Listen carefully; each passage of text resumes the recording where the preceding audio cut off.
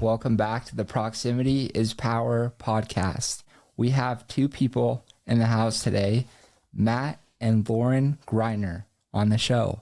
Hi. Thanks again for coming on. Thanks for having us. This is our first three-person podcast, so we'll give it a shot. It's your first threesome. Yeah. I shouldn't say that. Hey, it's a relationship podcast, so we're just getting that out there. I actually got introduced to them a couple weeks ago. They spoke at Jimmy Rex's B1 relationship event, and they crushed it. So super stoked to talk to them about everything relationships, wellness, mental health, all that stuff. Introducing them a little bit. They're from Utah and they live in Lehigh right now with their 4 kids. They're the founders of Grind Together Co. And they've built a life and a business around helping couples grow, heal, and thrive together. So welcome to the show, guys. Thanks for having us. That was perfect. That was perfect. Man. Thank you for that intro. It was beautiful. So just diving right in. So maybe each of you, we'll start with Lauren. Yeah. Just give us your 60-second background. I have a hard time doing things under 60 seconds. No, I'm just kidding. My background, let's see, I was born and raised in Utah, sucked at school growing up. So graduated high school, thought I wanted to go to college, decided to do pageants instead. So I did the local pageants around here, did Miss Utah a few times. Matt and I got married really early. And then from there, I got my real estate license and dove into real estate. So I did real estate for, I think, 11, 12 years. My license is still active and I still really enjoy doing that. But my background is primarily in real estate, and it's in, all the things real estate, not just helping people buy and sell, but also coaching new agents and helping new people that are coming into the real estate world really figure out how to have a thriving business and kind of do that. I feel like especially moms, because I am a mom of 4 kids, and I did that. I built that career while having all of those babies. So that's impressive. Yeah, thank you. Wow. Thank and you. You're just doing the relationship coaching too on top of that. Yeah, wow. yeah. It's super fun though. So that's kind of my background. Yeah, that was good. My turn? Yeah. All right, 60 seconds. Interesting. My name's Matt. I grew up in Provo, and yeah, I'm a dad to 4 kids and a relationship coach, and I am an emotional intelligence expert, which is really fun to say. The only reason that we came to that is because I hopped around from career to career after college and a mission and everything like that, and never really found anything that I loved until I went through my own trials and had to figure out what my purpose was. And then I figured out that my purpose could directly tie to helping other people and also create a living, right? And then from there, I love to dabble in other things, and we've talking about emotions. It's really cool to understand how they direct your whole entire life. And so that's that's my background, and that's my future as well, because just to tie myself to one thing is very, very hard for me to do. Yeah. But just the ADD entrepreneur. Oh, bro, it's all over I the get place. that. Yeah. So what inspired you guys to start Grind Together? What inspired that, and where does the name come from? What does it mean to you guys? Yeah. The name behind it is actually so funny. So probably 4 or 5 years ago, I kind of went through this midlife crisis, if that's what you want to call it. And I was just searching for purpose, I would say, in my life. And I attended a yoga class. And after the yoga class, I was like, I need to start a podcast. And so I called Matt and I was like, hey, I think that I need to start a podcast and I don't know what it is, but I need your help. He knows all the electronics and the cameras. And it was before there were podcast studios and things. So I was like, we got to do this on our own. And a couple of days went by, and then I came back to him and I was just like, actually, I feel like this is something we should do together. And so he was a little reluctant at first, I feel like. Yeah. And I finally got him on board, and we had to come up with a name. And our last name is Griner. And the things that we wanted to talk about were things that just nobody talked about, mental health and sex and, just all of kind of spilling all of our secrets. It kind of felt like, because we were those people that other people would come to and be like, can you give us advice on this? And we were just an open book. And so I was like, let's do a podcast on that. And so that's kind of how Grind Together came about. And Matt actually hated the name. He was like, this is so dumb. I don't want to do Grind Together. And it's just stuck ever since then. Yeah. So the name was interesting because it is a play on words for our last name, right? But then we got very heavily into helping other people through their problems with sex. right? And grind is a fun term here in Utah. But honestly, it's come into this to this meaning of like, we actually have to like go through life together, and we choose to every single day, which life is a grind. So that's kind of where it comes from. So originally it was like a podcast idea. Yeah. So originally it started as a podcast. And so we started our podcast. And then about 2 weeks after we started our podcast, Matt came to me with like all of this stuff that he was dealing with. And I was like, wait, hold on, what just happened? And so it was so interesting because we had this feeling to start the podcast to talk about things that no one talked about. And then our life kind of like did this full like flip on us. And it's fun to go back and listen to episodes because like we're really in the thick of it during those like first couple episodes, like really, really in the trenches of our relationship.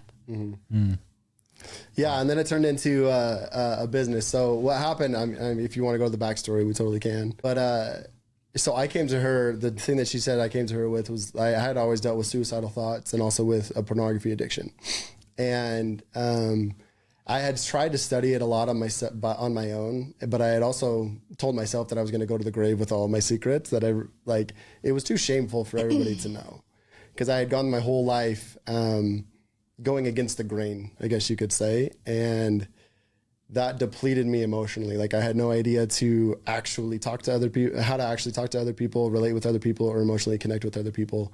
Due to like past circumstances, because everybody has their own traumas, and I had mine, right? And so getting into a relationship, I genuinely thought getting married to a woman would be like the key to be like, oh, I don't have to worry about this shit anymore, right? And that definitely wasn't the case. And stresses are still in your life, and you use your coping mechanisms however you want to use them. And so when we started the podcast, it was actually really interesting because I was like, well, we're talking about things, and I feel like an imposter. I feel like I'm trying to help somebody through something, but I'm still lying to myself about everything, right? And I had wanted to tell her so many times. I had planned trips. I had gone back and forth with how to say it, where to do it, what to say, right? And finally, it was just like, listen, I can't do this anymore. And my emotions got the best of me. And it was just like, I don't want to be here. And because that wasn't a route that I wanted to take, even though that the thought was there, the act of like, how am I going to do it never was for me, right? For other people, they go further. And gratefully I didn't. But so I ended up just telling my wife about everything. And that was the first time that I had actually expressed trust in myself and had her actually come to me and say, wow, we can connect emotionally. And she met me with so much grace in the night that I told her about everything that I had been dealing with, which is really hard for spouses to say, because a lot of times women will be like, I don't want to be with somebody that does that, right? And I think that's what propelled us into even growing our podcast into a business where we coach relationships, because we believe that you are directly able to help the person that you've been. And so because I have been to such low emotional lows and been through so much in my past, we ended up hiring a coach to help us through our relationship. And we became absolutely obsessed with the self-awareness and self-development that a relationship can provide to you, that we had to provide it to other people. Wow. So that's super cool that you actually did the work and like got vulnerable and told her everything and put it all on the table, which most people would never do. Well, yeah. And the hardest thing was probably when I shared everything on our podcast. And I think we were probably like 8 episodes in or something like that. To the world, it seems like. Yeah. Because we were going through coaching at that time, and I had stepped into this place where it was just like, hey, be vulnerable and tell the truth, because I knew what it did to me now. Like I knew how much it gave me. And I was just like, fuck it. I have to say something to everybody, because somebody is going to relate with my story. And since then it's taken off. And because, I mean, this is something that most guys deal with, right? And the emotional state that it puts a man in, to think that what he's doing is wrong, right? That he judges himself for it and he feels guilty and shameful for it, causes so many suicides. It causes so much imbalance cognitively, where we're running to prescription meds, or we're running to the next person, or we're outsourcing with another woman, or we're hiring whoever, right? And we're leaving this beautiful messenger and healer of our spouse out, right? And so in sharing my message, it was just like, okay, cool, guys need to hear this. And then also the biggest part of it too was from the female's perspective. It was like, okay, cool, how do you hold space for somebody when they come to you like that, right? Yeah, how do you do that? How do you do that? Yeah. I think really the reason it's so interesting because relationships, like we always say, relationships are your biggest teachers. And I think sometimes relationships show us things that we don't realize that we've actually learned until the moment happens. Earlier on, like in our relationship, Matt mentioned that he served a mission, and so he was gone. And during that time, and we met in high school, and so during that time, I was actually sexually assaulted during that time. I was 19. And so I was raped at 19, and that was a really big thing for me to like tell him. He got home and he was like the very first person I told. And I was met with like he was just saying, the most love and like forgiveness. And I remember he said to me, like, there's nothing you could ever do that would make me love you any less. And that was huge for me to hear just at that time, where I felt like I was damaged goods, where like I was so in love with this person, but I was like, I've got to tell him, and there's a really good chance that he'll, walk out the door. I was, 20 at the time. And I was just kind of like, hey, this happened, and I totally get it if you don't want to be with me. And just to be met with that much compassion, it really was like a full circle moment for me when he came to me and told me all of his stuff. I didn't realize at the time, but I was honestly just mimicking the exact same behavior that he had shown me, 8 years prior to that, which was just love and compassion. And I think a lot of it too, in that moment, without him realizing what he did, it was like he came very emotionally to the conversation. It was like, it wasn't about me, even though I know that that topic can feel very sensitive for a woman. It was a lot about what was going on for him in his world and in his life and how he was feeling. And so I feel like the best way to hold space, if that's what we want to call it, in that realm, is to take yourself out of it as much as you can. Because the second that I start to say like, well, I'm right here, and why are you using porn if I'm right here? And, why would you do this? And why would you do that? And this makes me feel this way. I lose the connection that he's trying to have with me on an emotional level, and trying to see his side of things, because I genuinely want to know and understand him, because I'm married to him. And so I think that's a really big thing. I don't think I consciously did it in the moment. I think it was just, I had never seen somebody be so honest, which is something that Matt has an amazing talent at now. And so now, yeah. But I think just with that honesty, when someone's that honest and you can feel it, it's really hard not to want to hold space for them, or not want to be a part of their world or their experience that they're having, because it is kind of like a sacred experience, in my opinion. For sure. Yeah. What did that do for you, Matt, when you opened up and were vulnerable and like you had that moment? That's a cool question. It's a spiritual experience when you're able to actually be honest with yourself. And I think that the reason that I say that is because, like, you've probably heard like the saying, like, there's a weight lifted off your shoulders, right? It's true. Like, that actually happens. But rather than my shoulders, it was actually off my heart. And for me, again, emotions were very scary because I had never really tapped into them before at this point. So even me coming to her, like grieving and crying or getting really mad, was super scary. Or even talking about the shame that I had felt, or the guilt that I had felt, or the places that I go when I'm numb and when I don't feel, right? It was all super scary. But what it did to me was it actually set me free from the things that were holding me back, right? So you were at our conference, but like a big part of my story was that like I was very overweight and very unhappy. I mean, I never chose myself. I would always outsource and I would always people please. And what this did for me, even telling the truth, was like probably the first time that I had chosen myself. And it showed me emotionally and also physically within my body that I could be something different and that I could do something different. So like I always used to have heart pains and chest pains, and my throat always used to kill. And this is getting into the hippie side of what we do. But the reason that I was able, like the fact that I was able to tell the truth in an instant almost cured both of those pains. Wow. It was insane. I believe it. Yeah. The mind body connection, right? Yeah, no, it's so cool. And then as you stack those, I mean, you talk about entrepreneurship, but like stacking wins and continually telling the truth and getting vulnerable like time after time. And because I made the choice to not lie. Like after that, I was just like, when we went through coaching, I was just like, I'm done. Like, this is stupid. Why would I lie? Your world really, really opens up and you can finally just be yourself because you're not trying to hide from everybody else and everything. So you had this moment and then what happened? Sunshine and rainbows after that. Oh, for sure. No, definitely not. Well, it's interesting. I actually want to tell this. That night we actually had sex. We did. Which is always like shocking for people. They're like, wait, what? I was surprised, like super surprised. Cause I was like, oh, she's going to hate me. She's not going to want to connect with me like this ever again. Like I've betrayed her. All the words that you hear in society, right? That night we connected more than we ever have.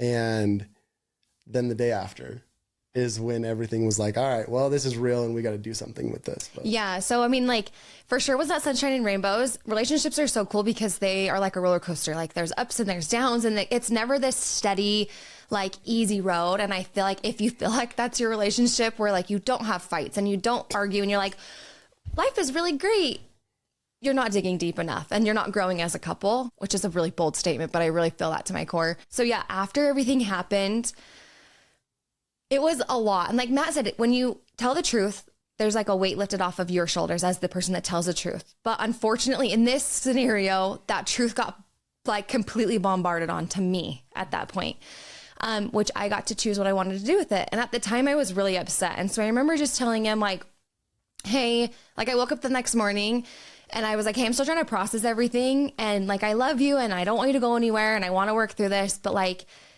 it was really hard. I didn't have anyone to talk to. I didn't feel like it was my story to share. So like anyone that I would normally go to, I was just like tight-lipped. So I felt really alone and very kind of in my own thoughts, which is not a great place to be always. And so I really lost it. Like I was like very emotional. I wrote a ton of like journal entries in my phone and I started to really question my beliefs around everything as far as like how I view myself.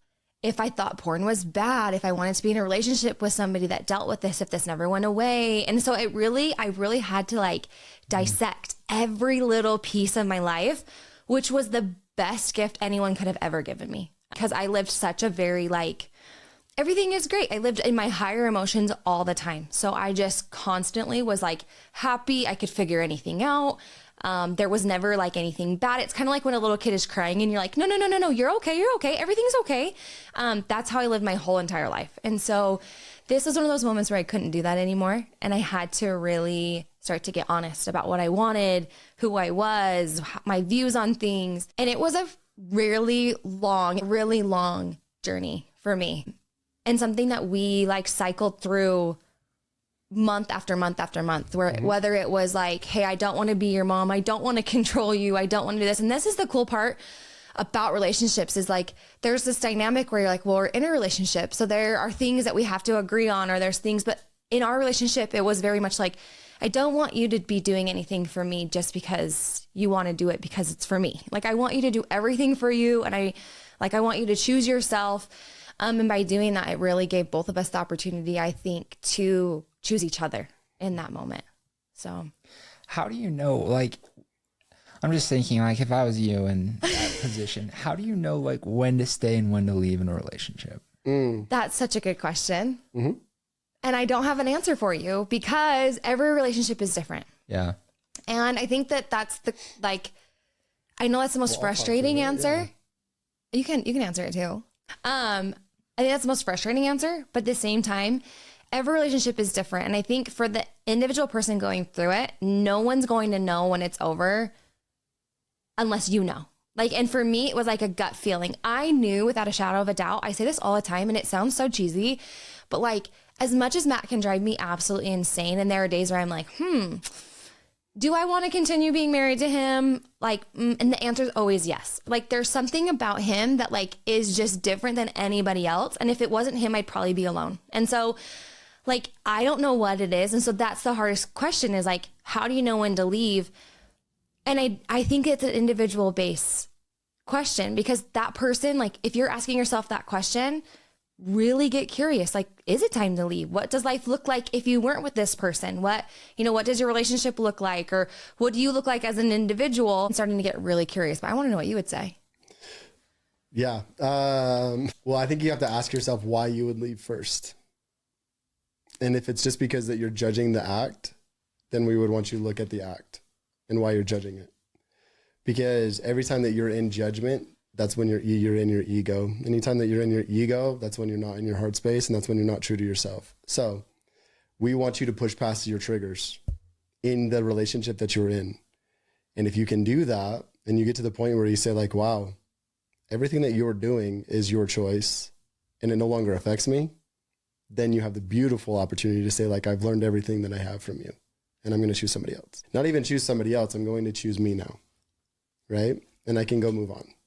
Because that's what we call a conscious relationship, because being conscious is just aware of oneself, right?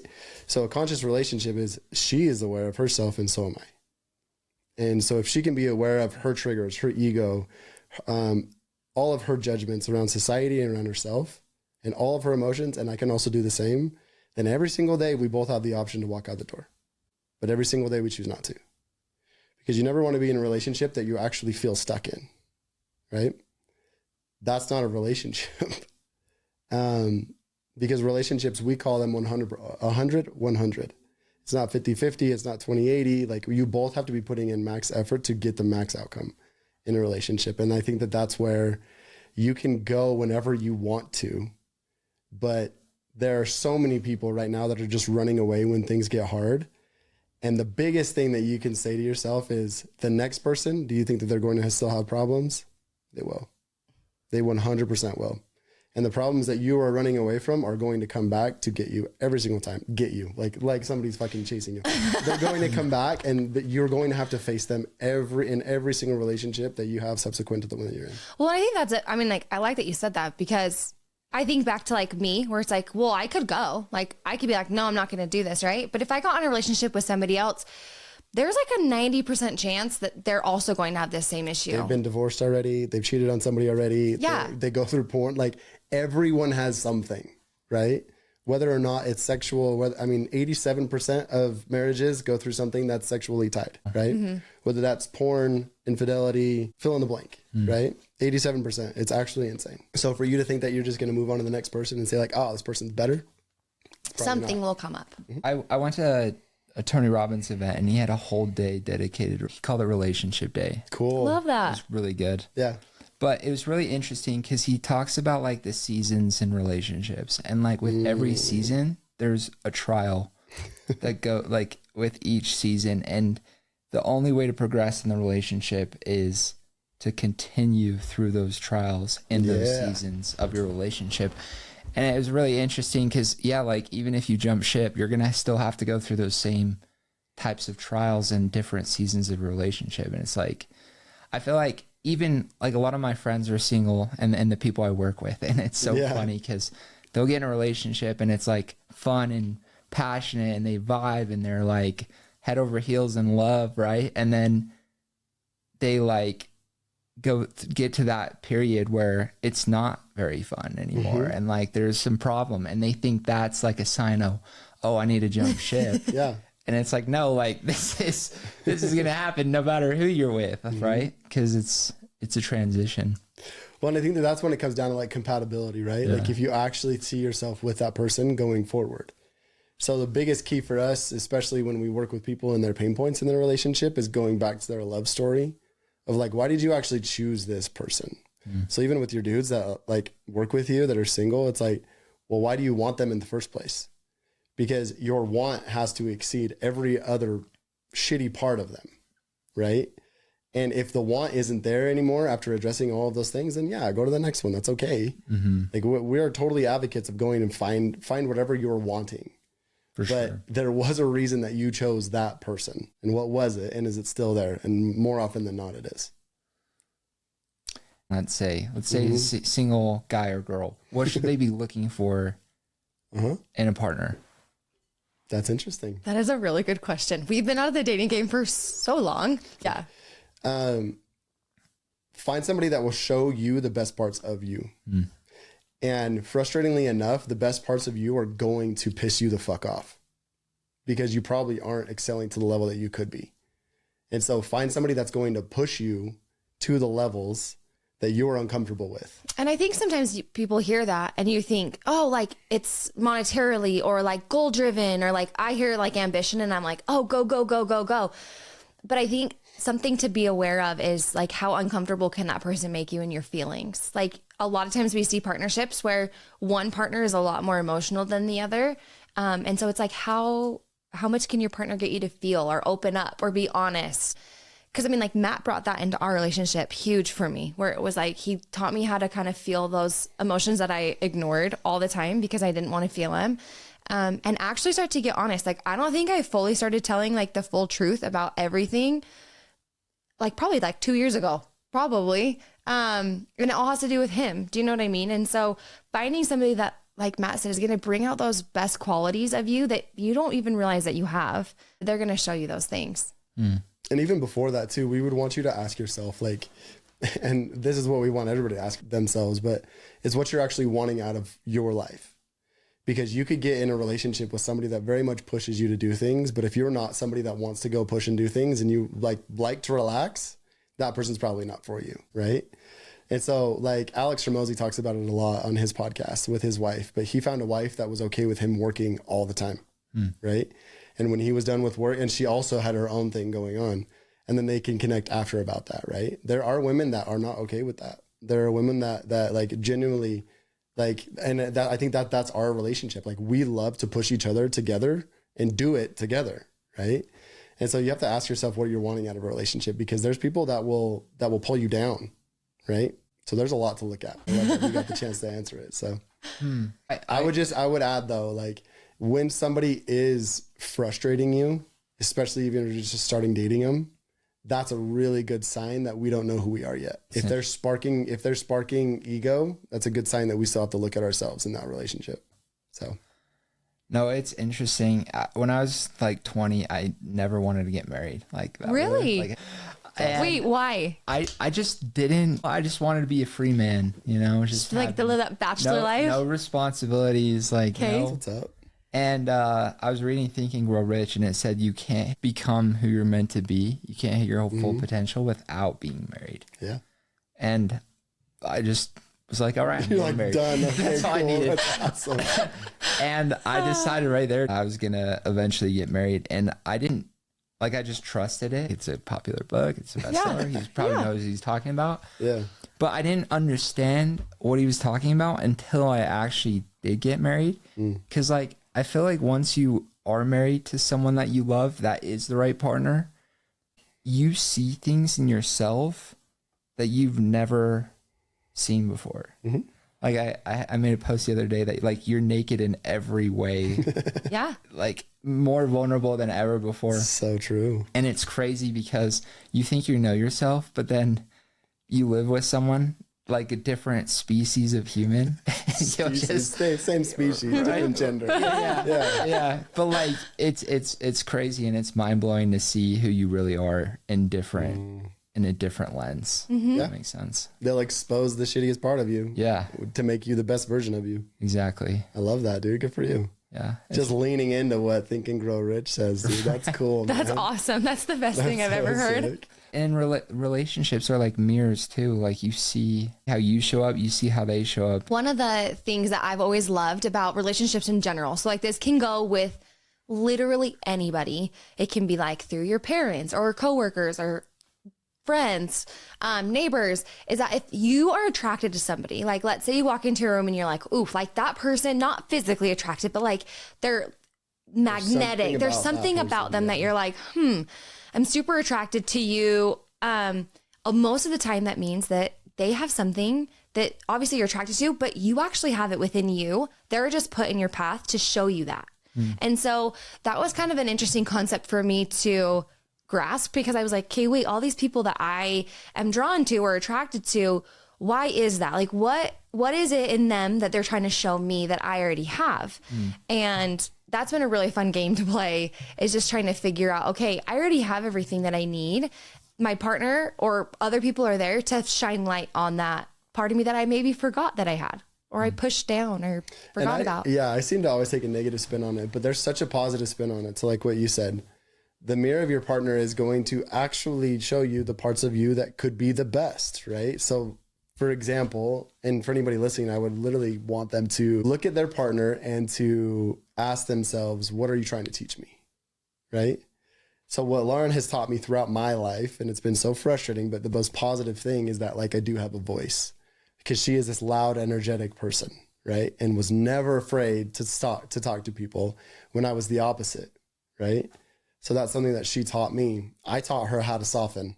I taught her how to like come down a couple levels and actually tap into herself, right? How to look at her emotions and how to actually communicate them. So we're always trying to teach. We just didn't know it. And there's always something to learn from our relationship. We just can't really see it until we actually start to realize that that's going to help us and benefit us. So, like, you guys were going through this hardship, and then you decided to seek expert counsel, right? You guys got coaches. Yep. So, and you guys are coaches. So who needs a coach and why? We always say never hire a coach that doesn't have a coach, right? So genuinely everyone. Because the thing is that like life is a really cool experience, and somebody has lived the experience that you're wanting to go through. And so why not just get the best advice from the person that's already done it? Dude, that's like the whole premise of the podcast, honestly. Because like one of my favorite quotes is fools laugh at people's mistakes. Smart people learn from their mistakes. But wise people learn from others' mistakes. Ooh. That's cool. It's fire, huh? Fire. No, I love that. Well, and I think truthfully, I mean, I was listening to a podcast a couple weeks ago, and the question in there was like, what is the purpose of life? And the person was like, why should life have any purpose at all? Like, why are we just expecting life to have a purpose? And I was like, oh my gosh, wait, that's so true. We just walk around expecting things all the time. Like, my life should be meaningful, or my life should be this. And I had to kind of take a step back. And as I kept listening to the podcast, he answered it. He was like, if I really had to put an answer to it, it would be like learning and growth. Like, we're here, like the purpose of life is to continually evolve and grow and learn. And I think that comes with hiring a coach, or that comes with coaching with somebody, whoever it may be, in whatever field that you feel like, okay, I really want to shine light on this aspect of my life right now. Like, life is so boring if you're not growing and you're not learning and you're not making mistakes and you're not learning from other people's, mishaps or screw ups or whatever you want to call them. There's something to be learned through every relationship that you have. But this is difficult though too, because we learned that, well, here's the thing. It's double-sided. There's parts of your life that you don't know, right? Like for us, like right now we just hired, or we're looking into hiring a financial coach, right? Because money has never been our strong suit ever. Right. And, at that part of our life, we hired a relationship coach because like we didn't know what the hell to do at all. We had never been down this road, right? But there's the hard part about this is that everybody innately knows what they're needing.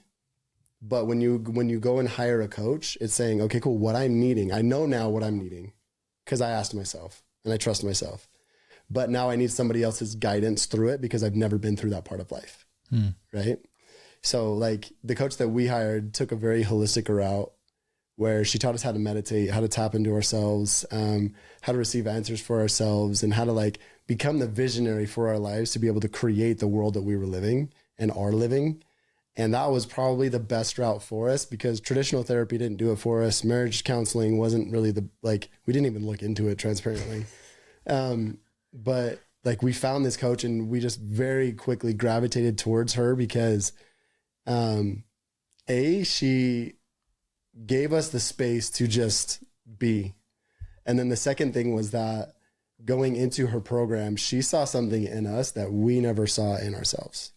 And I think that's what the person that's already leveled up can do for you is show you who you can be.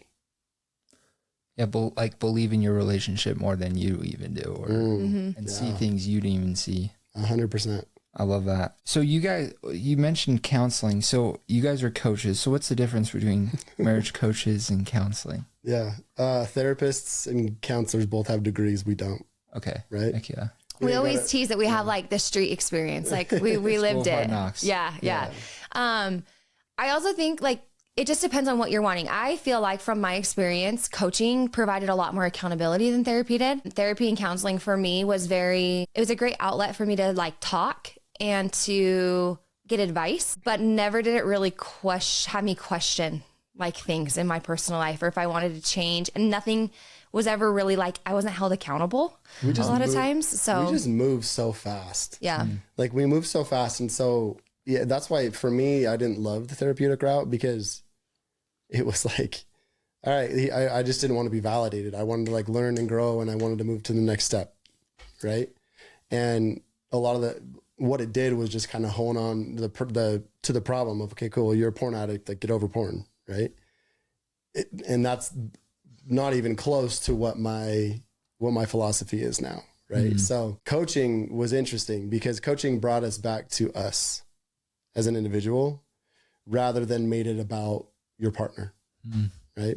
And then we got to learn so much more about ourselves through our partner's mirror, just like what you said. Right. And I'm sure that there are some counselors and some therapists that do that same thing.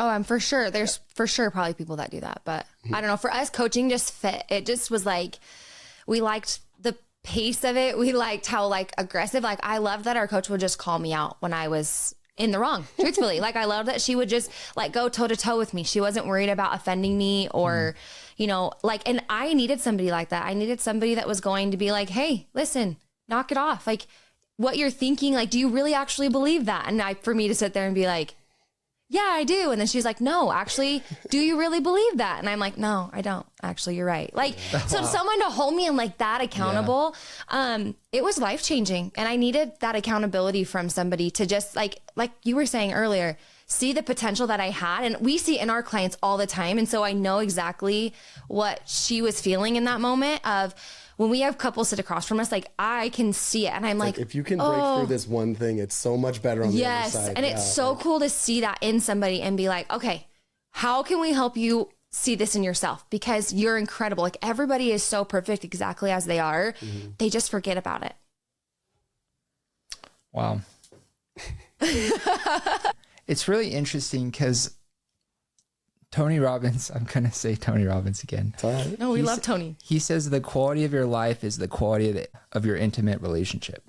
Because if the quality of the intimate relationship that you have sucks, your job sucks, your day sucks, your life sucks. Yeah. Oh my gosh. Right? Yeah. And if that part of your life is off, you're off. Your life is off. Like it's almost impossible to be happy, thriving, growing, you know, firing on all 8 cylinders if your relationship sucks. No, it's so true. Yeah, dude. So what habits, I'm a big habit guy. So what are some daily habits, weekly habits, annual habits, quarterly habits that you guys recommend or that you guys have found that have been super helpful for couples? I'm so excited you asked this question. I whipped my phone out. Okay. So we have found that this is something that is hard. Yeah, I'll pull it up. Our favorite clients are because we call ourselves transformational relationship coaches. Yeah. Which means you have to be in a relationship for a minute, right? And notice that your relationship isn't that great and that you've spent your time on something else. So like a lot of people, they'll get in the space of like, I've built a business, I've had kids, I bought the stuff, I have everything else. But when I come home, my wife doesn't really like me and I don't want to spend time with her. So those are the people we love to work with because it's like, hey, you get to focus on this now and you know how to build something, right? But the one thing that we saw that was the biggest problem that caused the biggest disconnect in relationships is that we weren't focusing on each other every single day. And that's where this comes in. Yes. So this is actually so fun because we haven't like talked about this anywhere. This is the first time we're talking about it like publicly. So lucky us. Lucky you guys, right? But no, we were like, okay, how do we come up with something that is easy for couples to do that we can like, we also can test and see if it actually works and kind of taking some of the things that we do on a day-to-day basis. Matt and I are a little bit of an anomaly when it comes to relationships because we do like to spend a lot of time together. We do work together. So like sometimes there are situations where I'm like, okay, this what we do every single day might not work for everybody, but this is something that I feel like everybody can do, which is using the letters of our brand, which is TGTHR. And they are 5 things you can do every single day. And I'm going to share them with you. Are you ready? Okay. Yes. So the T is tell me something you felt today. So let your partner in on your inner world. So you focus on emotion, a reaction, or something that you noticed. The G is gratitude. So sharing one thing that you're grateful for in your partner and also throughout your day. T is the truth. So you speak a truth that you've been holding back, but be kind and clear about what this is. This could be a need, a boundary, or even a vulnerable admission. The H is a highlight. What is the best part of your day and why? Invite your partner into that joy with you. This is actually something we do with our kids. Every single day is the highlight, and it's one of my favorite things. So this has been a family tradition of ours for a while. And then R is a reflect. Take a moment to reflect together. What are you learning about each other lately? Yeah. So using those, like you can literally do, it's less than 5 minutes. We've been doing it like the last 2 months, and it's like, no joke, less than 5 minutes. Sometimes we'll text each other instead of like talking face to face, but it's like, hey, this is going on here, this is here, but always like a nightly check-in of, even if we're literally laying in bed and our 1-year-old's in between us, and it's like, hey, what was the best part of your day today?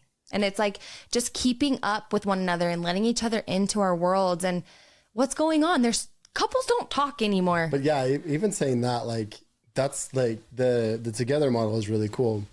And so with that, we're rolling out this like 30 days of connection, and it's a daily check-in. And that's what couples are missing, is the fact that like we're actually intimately trying to connect every single day. And that doesn't mean that you have to separate an hour to have some deep emotional conversation that the guy usually doesn't want to have, right? And it also doesn't mean that you have to like have sex every single day. But what does need to happen is that you need to like at least spend intentional time, 5 minutes a day, right? And so we send a text to your phone every single morning that has a question, a mini challenge, and then our together prompt. And so what you can do is you can answer it and then text it to your spouse. And I guarantee, like, if couples were to do that, the connection in your relationship will skyrocket. Well, and because it's just taking in like actual intentional time. So it's cool. I'm excited for it. I'm so excited. Well, and a lot of times we talk to couples and the guy's always so frustrated. He's like, oh, he just wants to have sex all the time. No, I'm just kidding. But really though, and then the wife or the girlfriend or the partner, he's always like, yeah, no, I'm like emotionally disconnected from this person, right? And women a lot of times will shut down and they really want that emotional connection. They really want to dive deep, but they're scared to share that with their partner. So they're actually not giving what they're wanting because they're scared. It's really scary to go to your husband and be like, this is how I'm feeling, when he's just like stone cold, blah, right? And so we were joking around with some clients the other day and I was like, it's the emotional, like it's the foreplay throughout the day. Like you've got to have foreplay throughout the whole day of like talking and enjoying one another and, you know, being intentional with that time if you're wanting to get, you know, sex at the end of the day. But because that's almost nearly impossible, that's why we created this. Yes. It's so awesome. We've loved doing it and it's so easy. That's the best part. It's actually not easy. I'm going to stop you there. I think it's easy. It's not easy. It's simple. Because some of the prompts, it's simple to it's a cool concept, right? Yeah. But actually saying, okay, cool, I'm going to look you in the eyes and I'm going to talk to you is not easy for a lot of people. Okay, I will agree with that because there have been times throughout us doing it that like maybe we've had an off day and I'm like, the last thing I want to do is sit and talk to you and do this. But that's why like it holds you accountable and creates a habit of connecting with your spouse, because that's not known in society right now. Like it's just go to work, handle the kids, make the money, come home, clean the house, watch Netflix and go to sleep. So it's how we're going to connect. One thing that I think, like, people talk about balance all the time, right? Like work-life balance, all that stuff. Yeah. And I used to think that balance was like prioritizing a bunch of things all equally, but that's just not how life works ever, right? Yeah. And so I guess, like, how do you keep the relationship a priority, like, and like a top priority? Okay. Well, yeah. Is this a personal question? Is it like 2 hours a day, 3 hours a day? Like, is there a certain like time? No, I mean, we believe that you should always date your spouse. Yeah. So, I mean, really good takeaway is one night a week is for you and her, right? Ours is Thursdays. Pick a Thursday because you can always get a sitter and not everybody's at the restaurants or wherever you want to be going, right? So yes, take time intentionally every single week, but prioritizing your relationship every single day or having work-life balance or relationship balance, anything like that, that's not real, right? It's genuinely not. Yeah, Tell me if I'm wrong. No, it's not. Yeah, it's not.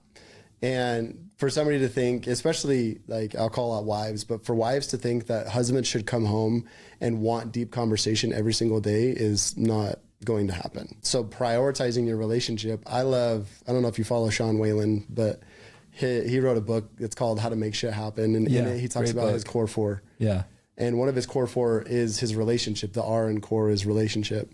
And I loved that. And that's kind of where like this came from, is that like, if you can just either send a text or dive in just a little bit every single day, then you're trying to do something that's going to propel you into connection. So work-life balance isn't a thing, especially for us, like everything just commingles, right? It does. But that's where planning comes in. I think more your question is like, okay, cool. How are we going to like spend time together? Plan together. Well, and I think it's having a conversation with your partner. So it's saying to them, this is what, you know, like, hey babe, I really want to make sure that our relationship is a top priority for both of us. Yeah. What are some realistic things we feel like we can do? Like, let's not set the bar too high, right? So maybe it is just, you know, can you text me, you know, let's text each other every morning something we're grateful for. Or let's make sure we say I love you every single day. Or let's make sure that when you leave for work in the morning, like we actually hug and kiss. And, you know, you hear about those like 8-second hugs. Let's do that. Or maybe it is, hey, I really need a date night once a week. And this is what I'm needing out of that. You know, can we plan it? Maybe it's, you know, it's working together there, but on an individual level, because it's great to want to include your partner, but sometimes they're not always on board. And sometimes things fall through the cracks, right? Mm-hmm. And then you get resentful and you get pissy and you're like, I'm not important to them. And it's not that. It's just realizing that they have their own stuff going on. And so what can you do? And how do you want to connect with your partner? And so for me, that looks like, okay, great. I'm going to text Matt in the morning if he's not home and just be like, hey, like, you know, I love you. Good morning. Maybe it's at night. All I'm doing is going and like just snuggling by him or sitting by him, or maybe it's just holding hands in the car. I think it's on an individual basis of how today can I connect with my partner? And if I'm doing it every single day and I'm intentional about it, like it will just snowball. It'll just be a snowball effect. You know what I mean? I don't think any right amount of number of like spend 30 minutes a day doing this and your relationship is bound to be successful. No, like, and you're going to go through ups and downs, and there's going to be times where you need to focus more on your relationship than work. But I think the number one thing that's missing in a lot of relationships is just the partner's not being willing to like talk about what's going on in their day to day. Like we had some friends yesterday and we asked them a question about a new business that he has started. And the wife was like, wait, I didn't know you were doing that. And I was like, how do you not know about like this about his life? Do you know what I mean? And like they were asking each other questions and he was like, hey, like I don't have it figured out, so I'm not going to tell you yet. And I was like, oh my gosh, I would be like, wait, I want to know all the things. I really want to know your world. And so it's being so curious of what's going on for them and genuinely wanting to know. Mm-hmm. So fun. No, I love that. And I love your 5 things, because that's like something everyone can do today and tomorrow to stay in touch. Literally, if I was going to pitch something, like everybody should sign up for our daily check-in. It'll be cool. It's so good. We will literally send you a text every single, we launch it either tonight or tomorrow. Wow. Perfect timing. Yeah. But we will send you a text every single day that gives you prompts to connect with your partner. And you can do it at any time. So like, it's not like a monthly challenge. It's like, hey, it's the 15th and I'm going to sign up now. But it's 30 days of connection. And they're easy, like sitting here fun. In this conversation, I'm like, oh, okay, cool. We just solved a problem for people. So yeah, that's really cool. Yeah, dude. So you recommend that daily and then weekly date night. 100%. Casey Boss said something a couple years ago. Yeah, weekly date night, and then they do quarterly like weekend getaways, and then at least one annual like week-long trip just with the spouse. Was like a game changer for them. Yeah, so. And I've heard Casey's segment when he said that. Yeah, like, he's a phenomenal guy. And his daughter actually cheers in the same cheer squad that I cheers in. But if you don't separate time, especially when you have kids with your spouse, like it's so interesting the times when we are able to like take vacations or even do a staycation and just get away. It's like, wow, I forgot how much I liked you. You know what I mean? And so I think that's his premise too. And I love that. If you're in a position where you can take vacations and get away from your kids, it's so healthy. I'm not saying that we don't love them, but like we do have to rekindle the spark that is in our relationship. So I love that so much. And I think it's important to show your kids that as well. Like being parents it throws a huge wrench in your relationship. Like you were saying, is oh crap, I remember I actually really do like you. Like Matt and I have so much fun when it's just the two of us and we don't have to worry about anything else. But then you add the kids and their schedules and everything else, and life just becomes a little bit more crazy and chaotic. And so really figuring out those moments. There have been times where financially for us, we were like, oh, we can't afford to go on a staycation, or, you know, like our kids are too little.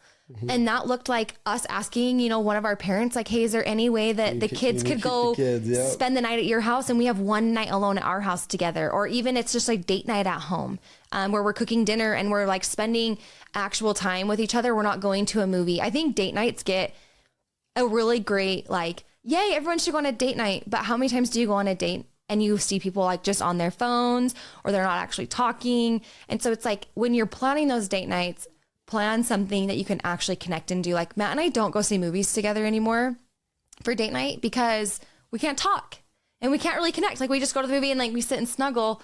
But at the end of the day, we leave on the exact same page that we started on. And so if you're going to go to dinner, like get some questions to ask during dinner to like really dive in to things. We just went to In-N-Out the other night for date night. So simple. And Matt had like 5 questions. He was like, I want to ask you these questions and I'll answer them too. And like, it was an awesome, like amazing date. And we touched on so many topics that I wasn't planning on. It was really fun. So yeah, I feel like in 2025, it's so easy to get distracted. Like there's so many things pulling at our attention all the time. Right. Like I just even noticed my attention span like getting like smaller and smaller. Like even like watching Netflix, like I would rather watch like TikTok or Reels, right? And so I think like practicing like meditation, like you said, or like mindfulness and doing things every day that, you know, can build your ability to stay present in the moment. Super cool. Yeah. This has been really good so far. You guys are killing it. And I want to be respectful of everyone's time. like, here's a cool thing I want you to ask your wife later today. Okay. You guys are going to have a baby pretty soon. I want you to just go home and be like, hey, what are you most scared about having this baby? Have you ever asked her that? I don't think so. Yeah. And then also like, what are you scared about? Like having a kid is a huge life change.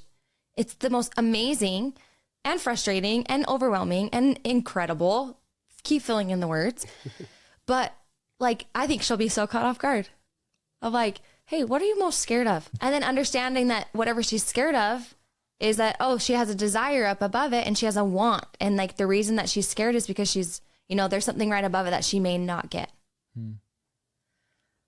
And then she may be sad if she doesn't actually get it. So it's using the emotions to understand like, oh, okay, fear's a fun one to talk about just because it's easy. Like people are like, oh, I know how to feel scared. Oh, I know what this feels like.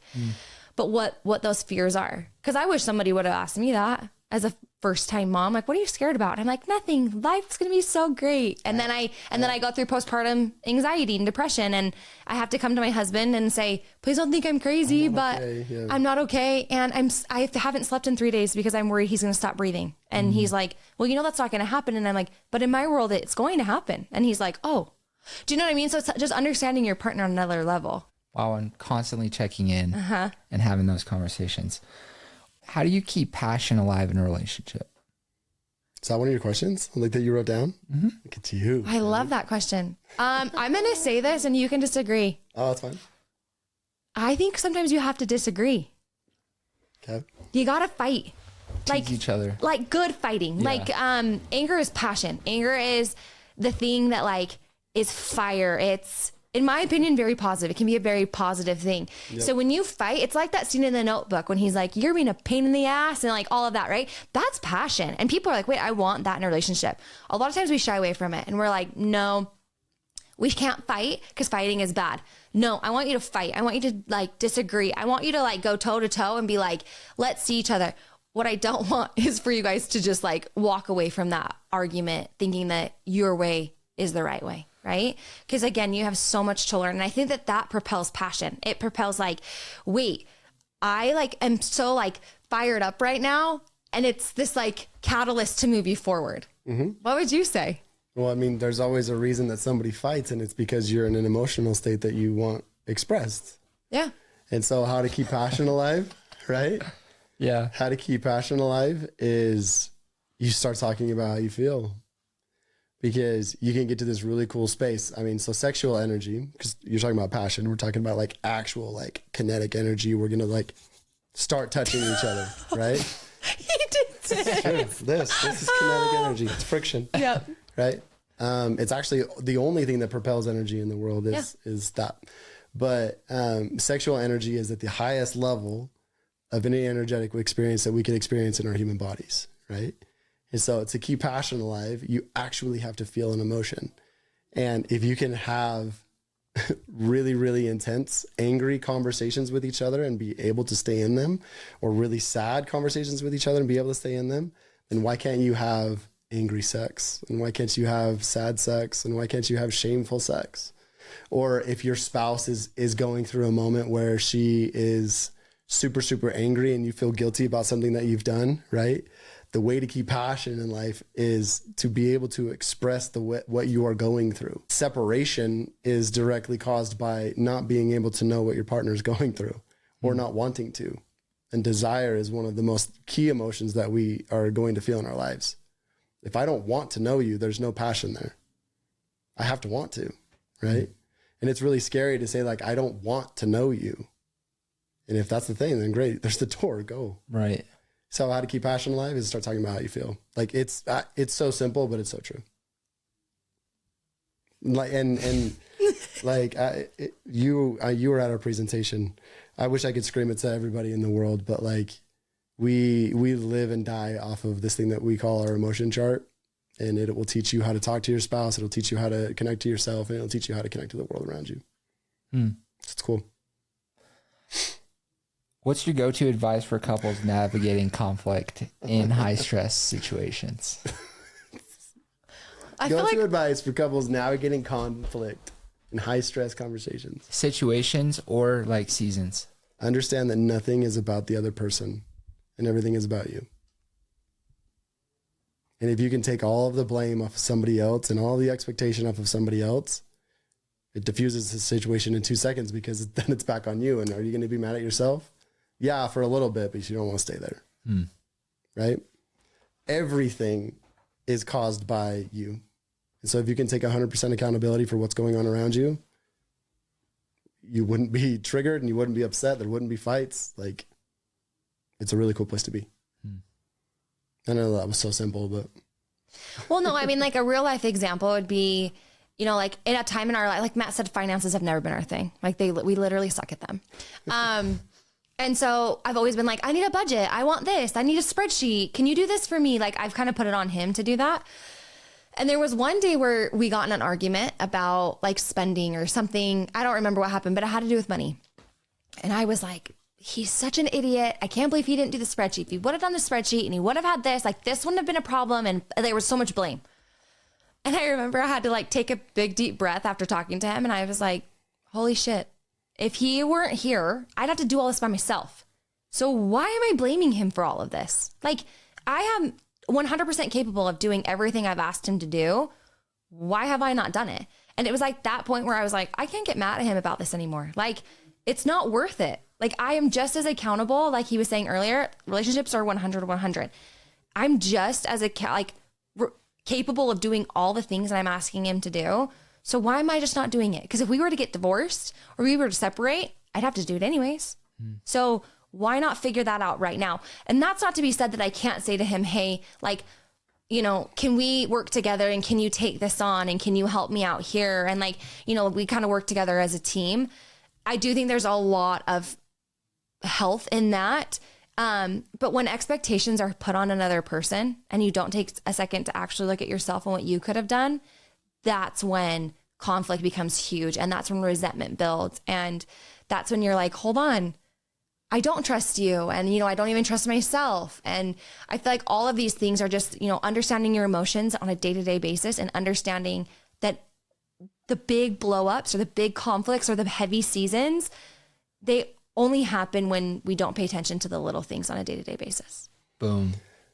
A cool conversation to have in your relationship is like when and if you guys are fighting. And I mean, this does take a little bit of self-awareness, but like, let's say you got really mad at your wife. A really cool thing that we do to each other now is like, hey, can you help me understand why I feel this way towards you? And then it's a different conversation because it's like, well, what are you feeling? And you're like, well, I'm freaking pissed. All right. Well, why are you pissed? Right. Because then your spouse turns into your coach because they're the one that stemmed it. It's really, really cool conversation. That's interesting. And you can do it with family. Like, I'm going to get personal, but like this last week we had Sunday dinner and it was brought up like, hey, Lauren, like you have issues with authority and like you don't like to be told what to do. Because Matt and I have been testing out this whole masculine, feminine energy. And I literally hate being told what to do. Like when he's like, get in the car or like do this. He's like very assertive. I'm like, fuck you. Like, no, go away. Right. Like, I'm like, don't tell me what to do. And so we were kind of teasing each other and it's been this like ongoing joke in our relationship, trying to figure that balance out of how I can be in my feminine a little bit more. And, you know, when I do want to be in my masculine and vice versa. And so there was this thing brought up of like, you don't like to be told what to do and all these things. And I was so offended by it. And I was like, no, I'm not this controlling wife. And I don't say in the car, I said to Matt, like, I need you to help me figure out why I'm so pissed off about this. Cause it was like eating me alive. And he was so awesome to like ask me so many questions. But like, well, do you believe that you are? And I was like, well, no. And then as he kept asking questions, it got down to the point where I was like, no, yeah. Like, I think I said something like, well, I want to change the world. And like, if I was like so-and-so, like I wouldn't change the world. Like I want to be assertive. I know what I want. Do you know what I mean? And so it was kind of getting clear on my belief of like, well, I was really mad at this person for what they said, but it's actually true. And like, I do like the authority and I don't want to be told what to do. So it's fun to kind of use your partner in those circumstances, especially in conflict with one another, to be like, you're pissing me off. And why are you pissing me off? And like, oh, I didn't do the budget, or no, I did tell you what to do. And I don't like to be told what to do. So I probably shouldn't tell you what to do. Yep. Yeah. Cause that would have taken you probably a lot of time to figure out that about yourself. Well, and it made me feel like People shit. won't figure it out though. Yeah. And I just sat and I was like, oh, I'm a bad person. Like I should be something different. I should be somebody different. And then it was like, well, when you get down to what you're really wanting and like your core beliefs and who you are as an individual, it's so much easier to say, yeah, no, actually I am like that. And like, I love that part of me and I love these qualities about myself. And who cares if this person over here doesn't? I know they still love parts of me and that's okay, but I don't need to be anybody else other than myself. And I think that's the beauty of it. And like, that's what your relationships in a whole teach you. I love that. Last like 2 or 3 questions. I love it. What are 3 books that you guys would recommend or have liked? My Bible.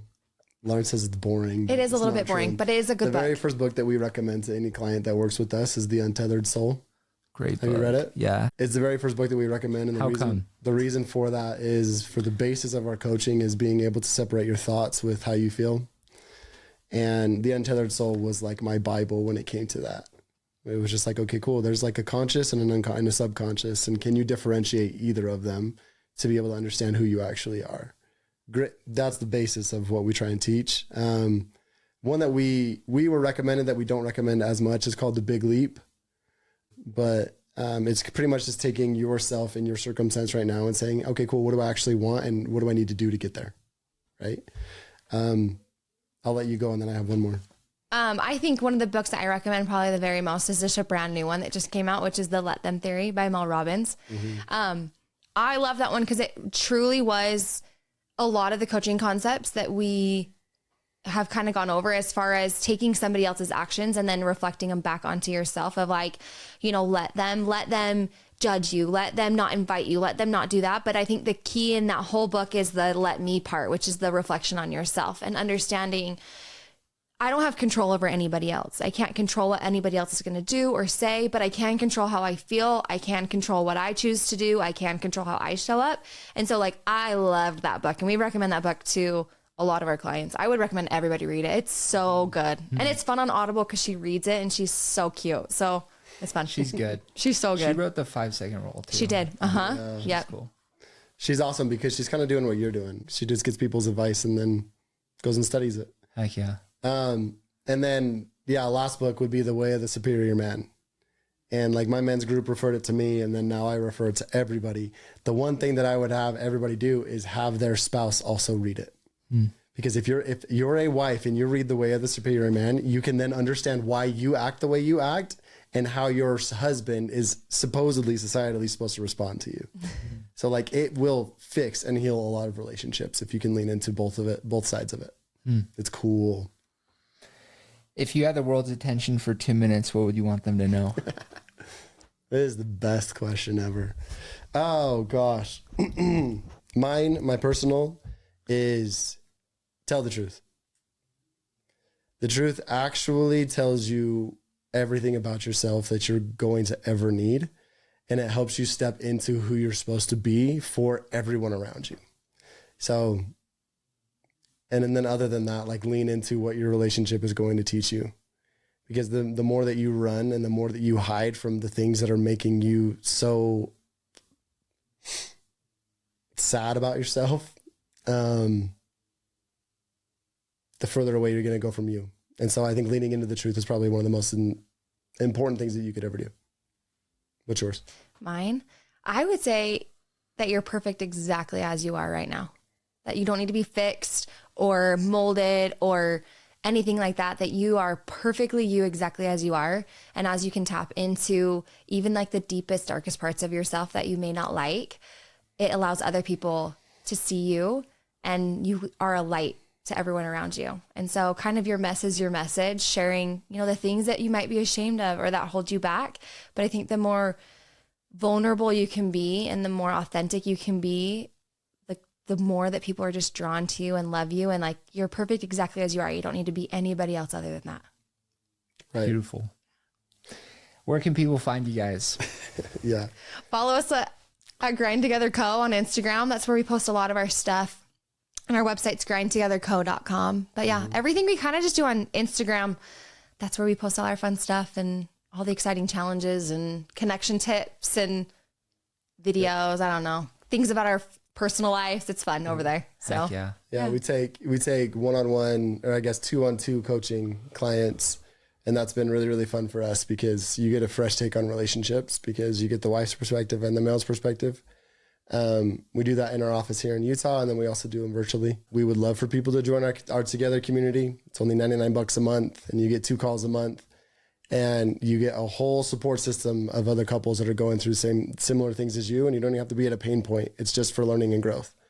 And then, yeah, our challenges and opt-ins are really, really fun. So please follow us. It'll be fun. Heck yeah. Yeah, dude. Well, you guys are crushing it, and honestly, you, I've learned a lot from listening to you guys just this last hour even, and I'm sure everybody has that's listening to this. So Heck yeah. you guys are doing good in the world. Thank man. you. We appreciate that. You too, dude. I just want to echo what you guys are saying. Like, so many people just walk through life and sleep through their relationship and aren't intentional and don't have a plan and don't execute any type of plan. Like, most people spend more time planning their wedding than they do their marriage and their lives, right? And so, like, I love what you guys are doing because you guys are shining a light on what's like most important in life. And so it's really cool. And yeah, everybody listening, go give them a follow, go tune into what they're doing. And thanks for coming, guys. Thank you. Man. It was awesome. This has been fun. Until next time, peace.